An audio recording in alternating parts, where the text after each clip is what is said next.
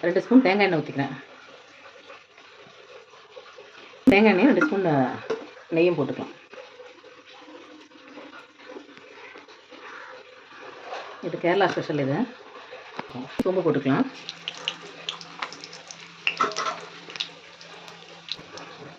சோம்பு பொரிஞ்சிருச்சு. கறிவேப்பிலை போட்டுக்கலாம். வெங்காயம் பொடியாக சாப் பண்ணி அதை போட்டு நல்லா வதக்கிடலாம்.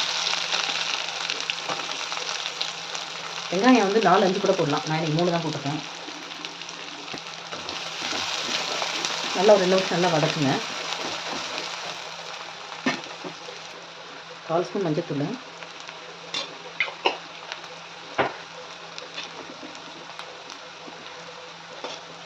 1 ஸ்பூன் மிளகாத்தூள் போடுறேன்.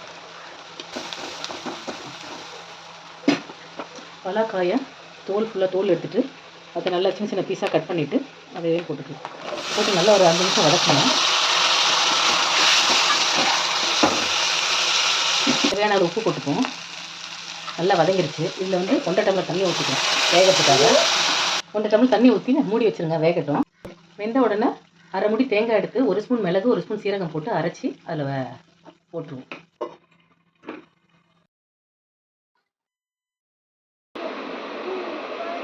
நல்லா வெந்துருச்சு.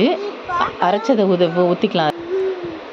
5 நிமிஷம் நல்லா கொதிக்க விடுங்க. கொதிக்க விட்டுட்டு இறக்கிட வேண்டியதான். சப்பாத்தி, தோசை, பூரி, சாதத்தோடு சாப்பிட்டா ரொம்ப நல்லாயிருக்கும். இதை ட்ரை பண்ணி பாருங்கள்.